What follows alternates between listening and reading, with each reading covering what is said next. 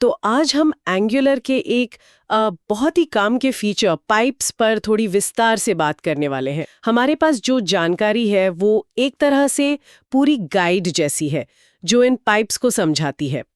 तो हमारा मिशन क्या है? समझना कि पाइप्स है क्या, एंगुलर में जो पहले से मौजूद है मतलब बिल्ट इन वाले, उन्हें कैसे यूज करें और हाँ, अपना खुद का कस्टम पाइप कैसे बनाएं। कोड एग्जाम्पल्स पर खास ध्यान देंगे, है ना? बिल्कुल। पाइप्स बेसिकली टेम्पलेट लेवल पर डेटा को ट्रांसफॉर्म करने का एक बहुत ही क्लीन तरीका है। इससे कंपोनेंट का लॉजिक सिंपल रहता है, वो प्रेजेंटेशन वाली चिंताओं से अलग रहता है। देखते हैं असल में काम कैसे करता है। ठीक है, तो सबसे पहले डेफिनेशन से शुरू करते हैं। ये पाइप्स है क्या आखिर? सोर्स कहता है कि ये सिंपल फंक्शंस जैसे हैं, इनपुट डेटा लेते हैं और ट्रांसफॉर्म्ड आउटपुट देते हैं। एकदम सही। आप ऐसे सोच सकते हैं, डेटा, पाइप, ट्रांसफॉर्म्ड आउटपुट। सबसे बड़ा एडवांटेज है कि टेम्पलेट में ही डेटा फॉर्मेटिंग हो जाती है।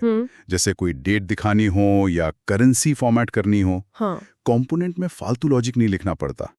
सोर्स में भी बर्थडे डेट या product dot name upper case जैसे एग्जांपल्स दिए हैं। हाँ, और एंगुलर हमें कई यूजफुल बिल्ट इन पाइप्स देता भी है। सोर्स में कुछ कॉमन एग्जांपल्स हैं, जैसे डेट पाइप है, अपर केस पाइप है, lower case pipe, currency pipe भी।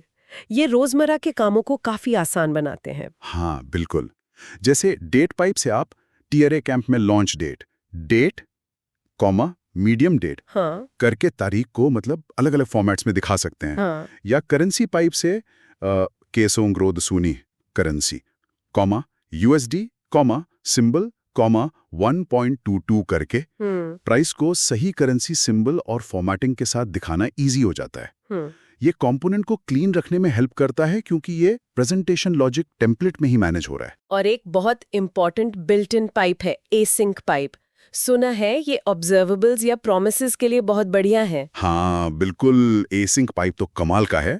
जब डेटा एसिंक्रोनसली आ रहा हो, कंपोनेंट में डॉट सब्सक्राइब और फिर अनसब्सक्राइब मैनेज करने का झंझट खत्म। ये रिएक्टिव प्रोग्रामिंग को टेम्पलेट्स में यूज करना बहुत बहुत आसान बना देता है। सब्सक्रिप्शन खुद मैनेज होती है तो मेमोरी लीक्स का रिस्क भी कम। ये बिल्ट इन पाइप सच में कॉमन सिनेरियोज के लिए काफी पावरफुल है। लेकिन अगर हमें कुछ ऐसा ट्रांसफॉर्मेशन चाहिए जो बिल्ट इन पाइप से ना हो, मान लीजिए कोई स्ट्रिंग रिवर्स करनी है, तब वहीं पर कस्टम पाइप्स काम आते हैं। सोर्स में इसका तरीका बताया है। आप एंगुलर CLI का यूज करके एक नया पाइप जनरेट कर सकते हैं। कमांड है ng generate pipe reverse string। CLI मतलब command line interface, angular projects manage करने वाला टूल। अच्छा, तो कमांड चलाने के बाद कमांड रन करते ही एक reverse string pipe class file बन जाएगी। उसमें एक ट्रांसफॉर्म मेथड होता है। आपको बस उसी मेथड में अपना लॉजिक लिखना है।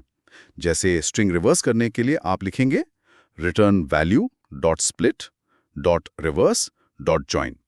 फिर आप इसे टेम्पलेट में बिल्कुल वैसे यूज कर सकते हैं जैसे बिल्ट इन पाइप करते हैं। #myText reverse string रीयूजेबिलिटी के लिए बेहतरीन है ये।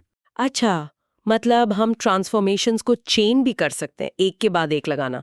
हाँ, ये भी पॉसिबल है। एक पाइप का आउटपुट अगले पाइप का इनपुट बन जाता है।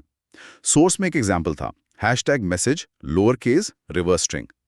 इसमें पहले मैसेज लोअर केस होगा, फिर वो रिवर्स स्ट्रिंग बन जाएगा। ये तो काफी फ्लेक्सिबल लगता है। अच्छा, सोर्स में प्योर और इम्प्योर पाइप्स का भी जिक्र था, उसका क्या मतलब है? हाँ, तो बाय डिफॉल्ट एंगुलर में पाइप्स प्योर होते हैं। प्योर पाइप का ट्रांसफॉर्म मेथड तभी रीरन होता है जब उसके इनपुट वैल्यू में कोई प्योर चेंज हो। मतलब या तो प्रिमिटिव वैल्यू जैसे स्ट्रिंग नंबर बदल जाए या ऑब्जेक्ट का रेफरेंस बदल जाए। ये परफॉर्मेंस के लिहाज से अच्छा है। और इम्प्योर पाइप्स, वो कैसे अलग है? इम्प्योर पाइप, जिसे आप pure dot false flag set करके बनाते हैं, वो हर चेंज डिटेक्शन साइकिल पर चलता है। चेंज डिटेक्शन वो प्रोसेस है जिससे एंगुलर देखता है कि डेटा में क्या चेंजेस हुए हैं और UI अपडेट करता है। इम्प्योर पाइप तब भी चलेगा भले ही इनपुट रेफरेंस ना बदला हो। तो मतलब इम्प्योर पाइप्स परफॉर्मेंस पर असर डाल सकते हैं। इन्हें कब यूज करना चाहिए फिर? हाँ बिल्कुल डाल सकते हैं, क्योंकि वो ज्यादा बार चलते हैं तो उन्हें सावधानी से यूज करना चाहिए। इम्प्योर पाइप्स तब काम आते हैं जब ट्रांसफॉर्मेशन सिर्फ इनपुट वैल्यू पे डिपेंड ना करे बल्कि किसी और इंटरनल स्टेट पर भी करे जो इनपुट बदले बना भी बदल सकती हो। जैसे मान लीजिए कोई टाइमर दिखाना हो या काउंटर। समझ गई। तो अगर समराइज करें, पाइप्स एंगुलर टेम्पलेट्स में डेटा ट्रांसफॉर्मेशन का एक पावरफुल और साफ तरीका है।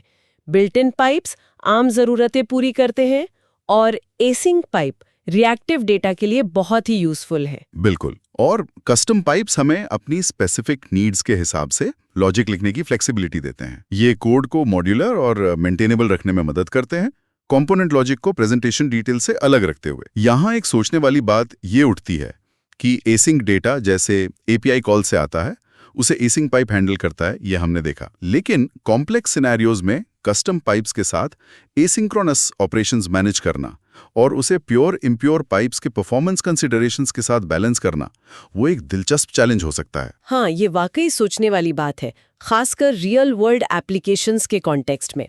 काफी गहरा मुद्दा है ये। तो अभी के लिए इतना ही, मिलते हैं फिर अगली बातचीत में।